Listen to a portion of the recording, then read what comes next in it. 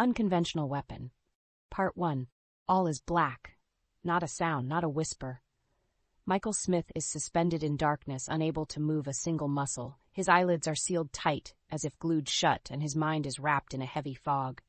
He has no idea where he is, only a faint, distorted memory flickering at the edges of his consciousness. Then, in the abyss, something familiar. A sound, distant but sharp, like a scream, long and desperate, accompanied by sobbing that seems to echo endlessly. It feels like he's been hearing it for years. It rattles through his skull, bouncing around his thoughts, becoming louder and more desperate, until suddenly it stops. Silence again. In the void, another memory emerges, unbidden, shimmering and clear. His daughter, Kimberly. He sees her so vividly in his mind, as if she's standing right in front of him. The day she was born, the world around him seemed to blur and fade as he first held her, his heart pounding with the overwhelming mix of joy and anxiety. He remembers the smell of the sterile hospital room, the touch of her tiny fingers wrapping around his, and Julie, his wife, smiling wearily from the hospital bed, utterly exhausted but radiating a quiet, profound happiness. Scenes flash by like old film reels in his mind. Kimberly, a few years older now, confident and beaming, performing at her acro dance show with the school. She twirls, leaps, and spins before the audience, carefree and bold, so alive, her laughter ringing in his ears. Michael feels an odd warmth spreading through him, a sliver of light in the void. Then the warmth morphs into the familiar sensations of an old family trip. Italy. He can almost taste the rich food, feel the Mediterranean sun bathing his skin, see the azure sea stretching out to infinity. It was such a perfect moment, the three of them together, him, Julie, and Kimberly, laughing and carefree. A snapshot of happiness. But the memories twist, darker now as the scenery around him changes again. He's not on vacation anymore. He's on an isolated road near his house, the trees bare and twisted. It's cold, the fog thickens, and there's a flash of silver, a knife. He sees his own hands, gripping it. One stab, then another. Panic blooms in his chest as he feels the blade plunge into soft flesh. Stab, stab, stab. 37 times. Each time the knife sinks deeper, pulling him further into this disorienting chaos. Then, just as suddenly as it started, it ends. A thick, unsettling peace washes over him. All is black once more. But this time, there's something different in the darkness. An unsettling stillness, an awareness creeping into his mind. The sense that wherever he is, it's not a dream, not a memory, but something else entirely. Part 2. The underground headquarters buzzed with quiet intensity. The air was thick with anticipation, but no one was under the illusion that this operation would end the war. It was important, strategic, but not decisive. Still, they had to move forward. The dim light from the monitors and the faint hum of outdated equipment created a sense of urgency. The war had been dragging on, and while this wouldn't be a killing blow to the enemy, it would be a step in the right direction. A holographic map flickered in the center of the room, showing a sprawling military complex. The team had been studying it for weeks, identifying a weak spot, a single cable that connected several army data centers. Hitting it would cause disruption, slow the enemy's coordination, and make a statement, but it wouldn't cripple them. It wasn't the kind of victory that would turn the tide, but it was a victory nonetheless, and for now, that was enough. Captain Renard stood at the front, his eyes fixed on the map. This operation critical, but let's be clear, it won't end the war. What we're doing here is causing a disturbance, forcing them to react, to play defense for once. We disrupt their data flow, and they'll be scrambling to restore it. That's where we can take advantage. But this won't take them down. His voice was steady, though there was no mistaking the seriousness of the moment. This was the first field test of their new technology, a robot that operated completely off the grid. If it worked, it would be a new tool in their arsenal, one they could refine and use for bigger targets in the future. For now, though, it was an experiment. We've identified the weak points in their defenses, continued Dr. Elise Moravec, the chief scientist behind the operation. She stood beside the holographic display, her face illuminated by the pale blue light. This cable, buried 50 meters beneath the surface, feeds several key data centers, but it's not as heavily protected as the centers themselves. That's where we'll strike. She turned toward the robot sitting quietly on the table beside her. It didn't look like much, small, compact, built for function rather than aesthetics, but it represented something new, something untested. The robot will dig through the ground, locate the cable, and detonate. It's designed to be autonomous with no links to the central network. It can't be tracked, hacked, or intercepted. This is a working prototype, Renard interjected, crossing his arms. We're testing the concept, seeing how far we can push this new tech. If it works, we'll cause damage, enough to make them notice and force a shift in their focus. But more importantly, we'll know if this robot is viable for future missions. We need it to work. Dr. Moravec nodded, her voice quieter, but no less resolute. This is just the beginning. The robot is off the grid, running on a new idea we've been developing for months. No chips, no signals. It can't be monitored by their systems. But it's new, and we're still refining it. If this mission succeeds, we'll be able to produce more of these, stronger and more capable. This is a proof of concept. The resistance team gathered closer around the map, studying the route. The plan was daring, but cautious. They'd identified a section of the perimeter with lighter patrols, where they could slip the robot through an old maintenance shaft. The robot would dig its way toward the cable, avoiding the layers of security built to protect the more obvious routes. We're not looking for glory here, Renard reminded the team, his tone pragmatic. We go in, deploy the robot, and get out. The robot does the rest. The detonation will disrupt their data centers and force them into a scramble, but don't expect fireworks. We'll cause chaos, but they'll recover. The room was filled with murmurs of agreement. The team knew what was at stake. They weren't expecting a knockout blow. They weren't naive, but they needed something, anything, to tip the scales. This mission wouldn't turn the tide of the war, but it would send a message. The resistance wasn't done fighting, and they were developing new ways to hit back. Moravec tapped a few keys, and the holographic map shifted, zooming in on the entry point and escape routes. Once the robot's inside, it'll navigate autonomously. The maintenance shaft is off the regular patrol route, so we'll have a clear shot if we time it right. Once it detonates, we'll have to move quickly, but we won't need to stick around. The robot will handle the rest. And if it fails? One of the tactical officers asked, a blunt question that hung in the air. If it fails, we'll know, Moravec said, her voice calm but determined. That's the risk with new technology. But we've run the tests, we've calculated the variables. We need to see it in action. Renard took a deep breath. We move at dawn. In the dim light of the underground bunker, the resistance prepared for a mission that wouldn't end the war, but might just change its course. This was their first step into a new kind of warfare, and the stakes were high enough to matter. Part 3. Michael still floated in the black void, disconnected from his body, adrift in a sea of nothingness. No sensation, no time, just endless black. Then, as if someone had flipped a switch, another memory surfaced. It glowed in his mind, more real than the darkness around him. This time it was Kimberly again. She was 12, and they were sitting together on the worn, familiar couch in their living room. The soft hum of the television filled the room as they watched an old detective comedy, one that always made them laugh. Kimberly's giggles were contagious, lighting up the space between them. Michael felt a warmth spreading through him, the kind that only came from moments like this. Simple, unremarkable, yet perfect. He remembered how she leaned into him, the two of them sharing a bowl of popcorn. He was thankful for the quiet time with her. It had been harder lately. She was growing up so fast, getting busier with school, friends, and activities. But this moment was theirs. He could almost hear her laughter echoing in his mind, bright and carefree. Then, without warning, a sharp, blinding pain tore through his head, like his skull was splitting from the inside out. His mind screamed, the memory shattering under the force of it. The pain wasn't from any physical blow, but something deeper, internal, as though something was breaking inside him.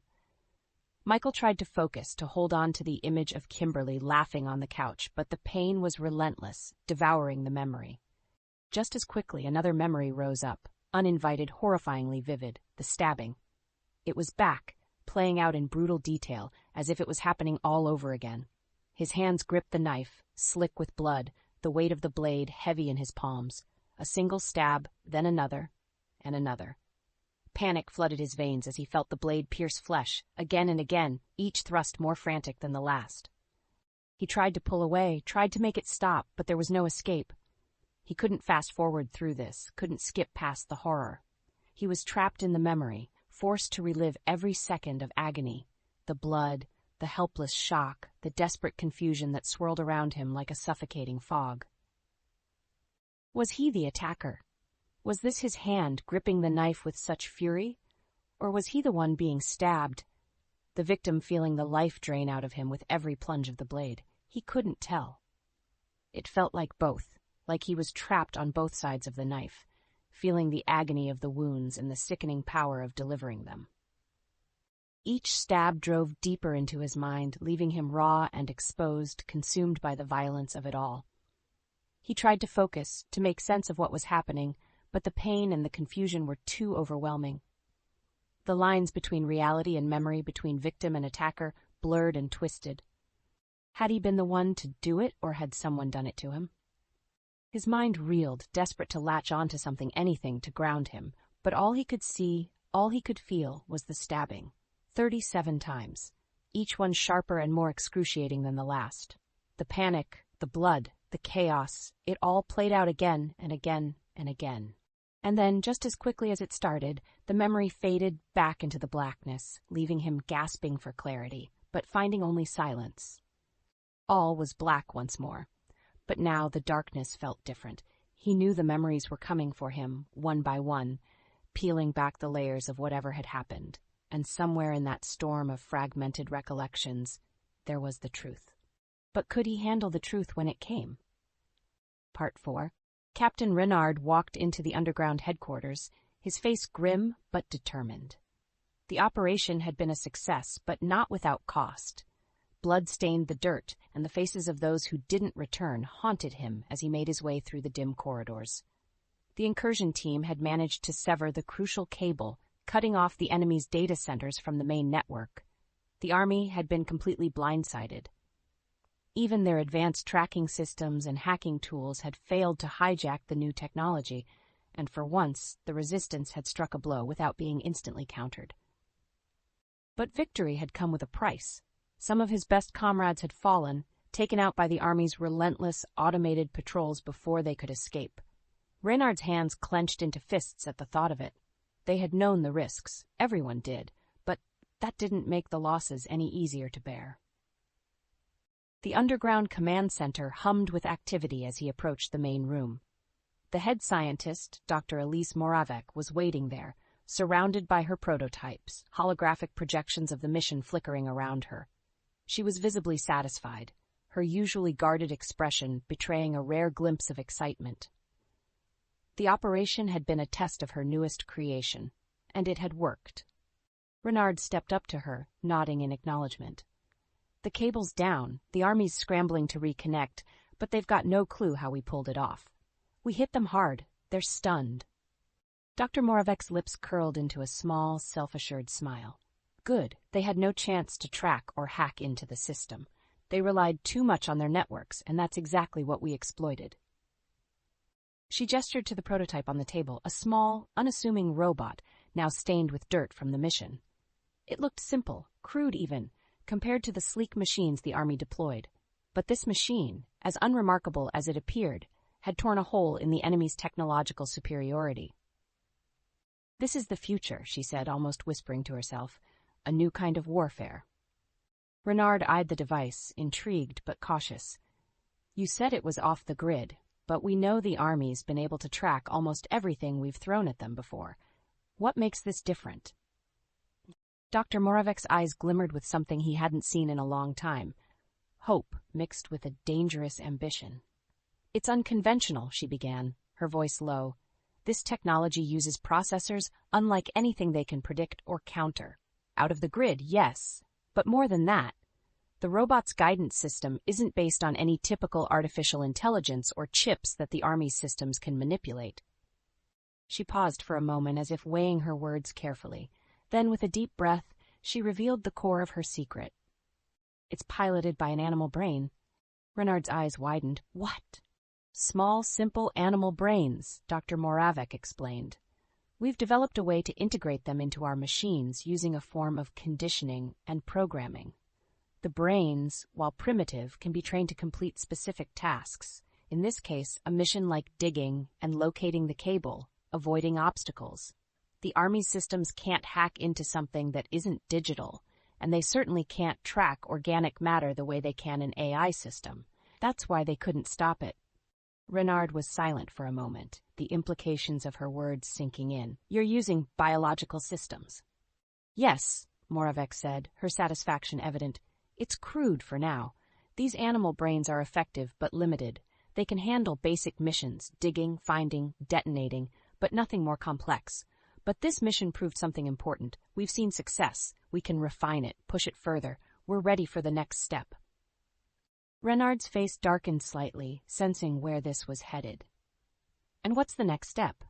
More developed brains, Moravec said, her voice steady but filled with conviction. Larger, more complex. Animal brains have limitations, but human brains? With the right conditioning, the right programming, the potential is limitless. There was a weight in the room now, a heavy silence that settled over the gathered resistance members. Everyone understood what was at stake. This wasn't just about tactics anymore. It was about crossing lines that had once been unthinkable. Renard's voice was low, almost a growl. You're talking about using people. People who can't fight anymore, Moravec corrected, though her tone remained firm. The wounded, the comatose, those who've lost everything but still want to contribute. With the right methods, they could give us a weapon that the Army has no way to counter. We wouldn't be hacking into their systems. We'd be creating something they can't control. This isn't about ethics anymore, Captain. It's about survival. Renard took a deep breath, letting the weight of her words settle over him. The war had dragged on for so long, and they were losing, slowly, steadily, but losing nonetheless. They'd fought with every conventional means, every scrap of technology they could salvage or steal, and it had only gotten them this far. Now Moravec was offering something new, something that might win the war. But it came at a price. The war has to be won, she said softly as if reading his mind, whatever it takes. Reynard looked down at the robot on the table, this small, crude machine that had just dealt a significant blow to the enemy. He thought of the comrades they had lost on this mission, the blood spilled to give them this small victory. And then he thought of the future, of more lives lost, more sacrifices made. How far were they willing to go? We're at the edge, he said, his voice hollow. If we go down this road, there's no coming back. The road was gone a long time ago, Moravec replied, her voice calm and resolute. This is the new path. We've already proven it works. Now we just have to go further. Renard stood there for a moment longer, staring at the robot and the uncharted future it represented. The war was nowhere near over. But this could change things. Whether it was the right thing, whether they would still recognize themselves when it was all over, that was a question for another time. The war had to be won. Whatever it takes, Renard repeated, his voice barely above a whisper. Part 5. Michael floated in the endless darkness, his mind adrift.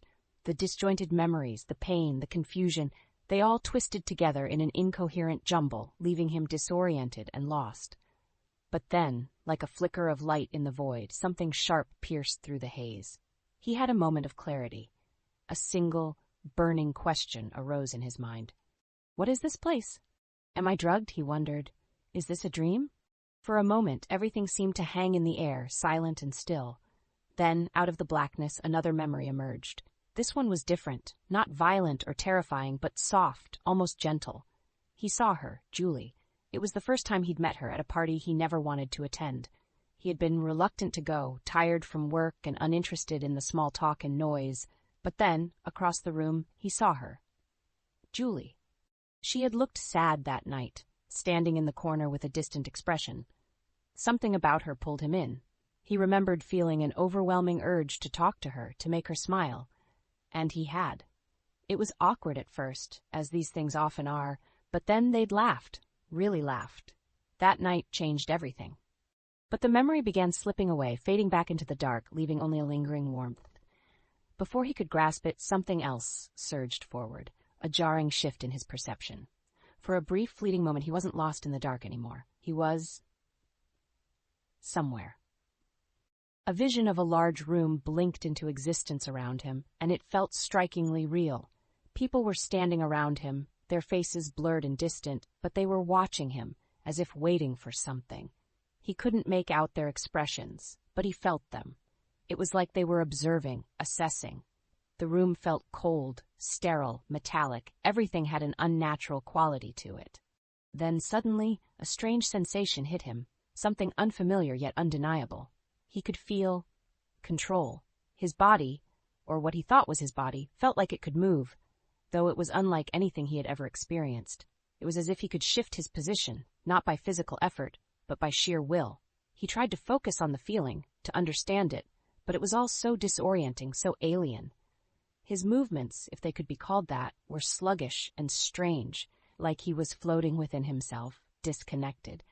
Just as quickly as it began, the vision flickered and vanished, snapping him back into the oppressive darkness.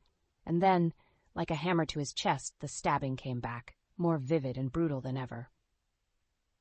Each stab, each flash of the knife replayed in agonizing detail. His mind recoiled from the memory, but there was no escape. He was walking on that isolated road again, the cold night air biting his skin. He remembered why he had been there. The war had begun, chaos erupting across the city. His family, Julie and Kimberly, were hidden in an underground bunker, safely tucked away while he ventured out to find extra supplies. The rations were low, and they needed more if they were going to last. He'd been careful, always on guard, but that night, something had gone wrong. He saw the road again, felt the fear gripping his chest as the shadowy figures appeared. They had ambushed him, emerging from the darkness with terrifying precision. He had tried to run, but there was no way out. The knife had struck him first in the side, the sharp pain stealing his breath. Then again, and again, 37 times. Each stab burned with white-hot agony, and he'd felt his strength slipping away with every blow. And now, he remembered, the horrifying truth crashed down on him like a wave. He had been the victim. There was no escape, no last-minute rescue. He had been killed on that road, his body left in the cold, his life stolen from him, and now he was dead. The realization settled over him like a heavy shroud. He wasn't just remembering his death, he was reliving it, trapped in some purgatorial loop. The dark void around him, the flashes of memories, the agonizing stabs, they weren't random. They were pieces of the truth he had been too disoriented to see before. But what was this place? If he was dead, why was he still here? As the final stab echoed through his mind, leaving him numb and hollow, the darkness seemed to close in tighter. But now, even in the black, Michael felt a lingering question clawing at his consciousness. What happened next? And why, if he was dead, could he still feel? Could he still think? Could he still remember? Part 6. The underground base of the resistance was a flurry of activity, every moment ticking away like a countdown to destiny. They had prepared for this, the final assault on the national president's headquarters. The stakes couldn't be higher. The war had dragged on for years, and while this attack wouldn't end it outright, it would be a devastating blow. It would cripple the enemy's infrastructure, shake the foundations of the government, and give the resistance the upper hand they desperately needed. Weapons were laid out in neat, lethal rows on the long tables scattered throughout the room. Tactical discussions were held in tight circles, murmured conversations filled with quick bursts of strategy and last-minute adjustments. They had very little time. Captain Renard moved through the room, checking the teams, his face hard and focused. He had led them this far, and now all that remained was to execute the plan flawlessly. There would be no second chances. Their success depended on timing, precision, and absolute coordination. Their small window of opportunity would come late at night, when the government forces were least expecting it. 5 miles north of the target, a decoy attack was already being prepared, a simulated strike that would draw the enemy's attention, leaving the real base in disarray and with fewer resources to defend itself. By the time the distraction hit, the resistance would be making their move. "Remember," Renard said as he addressed his team, his voice low but sharp. "We're not here for glory. We're here to finish this. Once we breach the perimeter, we go fast. We hit hard. No hesitation, no second guessing. We identify the central archive, deploy the final weapon, and get out. He didn't need to remind them how important this was. The central archive, hidden somewhere within the complex, was the government's most guarded secret. It held the golden copy of all the data the regime had amassed over the years. Detailed intelligence on the government's workings, the structure of the army, every citizen's file, and countless other pieces of critical information. Destroying that data would sever the enemy's control over the population and leave the government vulnerable. It was their one shot to cripple the regime's information monopoly. If they could get to it, everything could change. The hour came and the teams mobilized. The night was still, eerily quiet as they moved through the shadows, making their way toward the weak point in the perimeter, a section that had been left exposed after weeks of careful surveillance.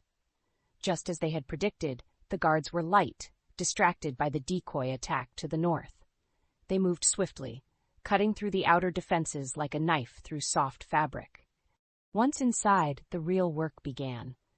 The team moved in formation, mowing down the scattered resistance they encountered, each member knowing their role, each shot precise and calculated. They had practiced this for weeks. There was no room for error. The building complex was massive, a labyrinth of cold, sterile hallways and locked-down sectors, each one more heavily guarded than the last. They had to find the archive, the building where the golden copy was stored. It was well hidden, buried beneath layers of misdirection and false fronts, designed to be indistinguishable from the rest of the complex. But they had intel. The resistance had gathered fragments of information from captured enemy data, intelligence leaks, and old blueprints. And now, those fragments were piecing together. Captain Renard led the way, checking each sector, moving through rooms filled with server racks, communication arrays, and control terminals. It all seemed too obvious, too exposed. And then, finally, one of the scouts called out from the rear. "Captain, over here!" They found it, a large, unassuming building tucked away behind the main facility, camouflaged to look like a standard utility generator. It was perfect cover, the enemy's central archive, hidden in plain sight. Renard's heart pounded in his chest as he signaled to the team. They had found it, but the most crucial part of the mission still lay ahead. Dr. Moravec stepped forward, her face calm but intense. She had been working on the final weapon for months, and only a few in the resistance knew the full details of what they were about to deploy. She knelt by the wall of a nearby building, her hands moving quickly as she prepared to breach the system. The others stood on guard, watching the perimeter, knowing that any moment reinforcements could arrive. It was time to deploy the final weapon. Part 7. Michael continued drifting in the darkness, far from finding any sense of peace. Each moment stretched into an eternity, and with it, a deepening sense of loss. He was dead, he knew that much. And with that knowledge came a new terror. The fear of reliving, over and over again, the memory of his own violent end. The stabbing, the pain, the finality of the hopeless moment when he realized he would never see Kimberly or Julie again. The thought of them kept him tethered or kept him sane, but the more he clung to their faces, the more distant they seemed, like fragile echoes fading into the black. His mind clawed desperately for those memories, but with every attempt they slipped further away, leaving behind only the cold abyss of his own death. And then, without warning, the sharp pain returned. This time it was stronger, more invasive, as if his skull were splitting apart from within.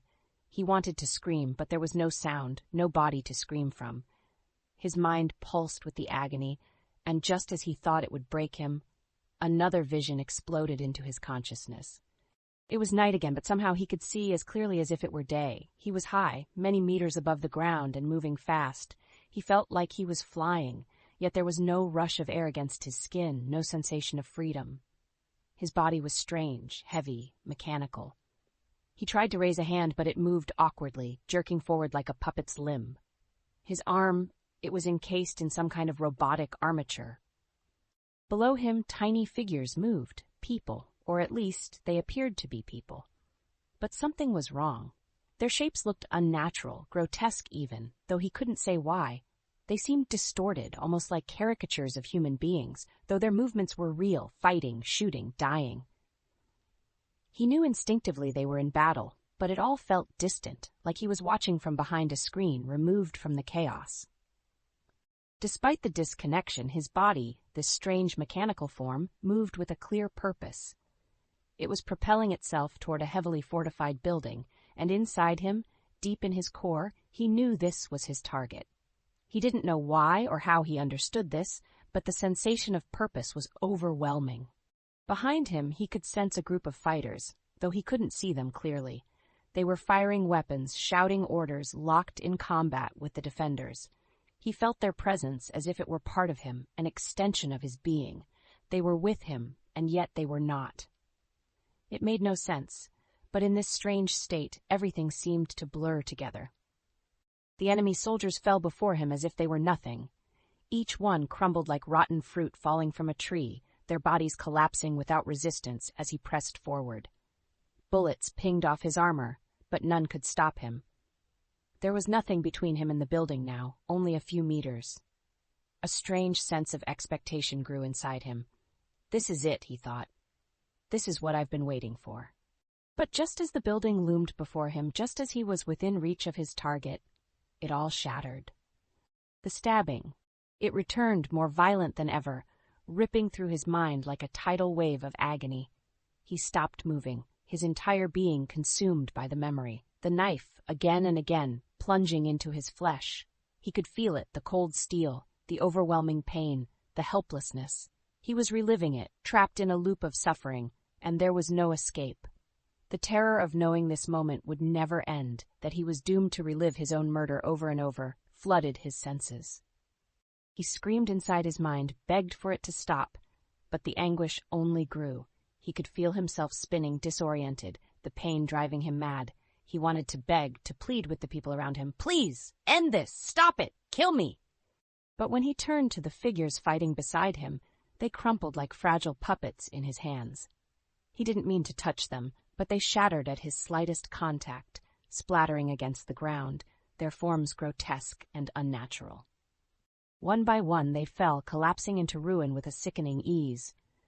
He was running now, chasing after the others, the terror and anger consuming him. He begged them, anyone, to end his suffering, but they only fled, disappearing into the darkness. His hands, enormous and brutal, reached out again and again, but there was no escape for him. And then, just as the stabbing reached its unbearable peak, when he thought he would be lost forever in the pain, everything changed. A light, brilliant, blinding, it flooded his vision, erasing everything around him. The soldiers, the compound, the grotesque figures, all washed away in the searing brightness. For a moment, Michael felt nothing. No pain, no fear, only peace. The brilliant light that had bathed him in fleeting peace slowly faded, dissolving into the vast, cold nothingness from which he could not escape. He drifted down, deeper and deeper, and as he descended, a strange calm settled over him. The pain, the memories, the terror, everything that had tormented him, was gone, leaving only a stillness that seemed to stretch on forever. There were no more flashes of agony, no more haunting visions or desperate cries for an end. Just an overwhelming quiet, a silence so complete that it felt as though the universe itself had forgotten him. He knew, with a certainty that came from somewhere deep inside, that this was truly the end, final and absolute. He was no longer a part of the world, nor of any dream or nightmare, but drifting into a vast, endless void where no thoughts, no memories, and no part of him would ever return. This was his final sleep, from which he would never wake.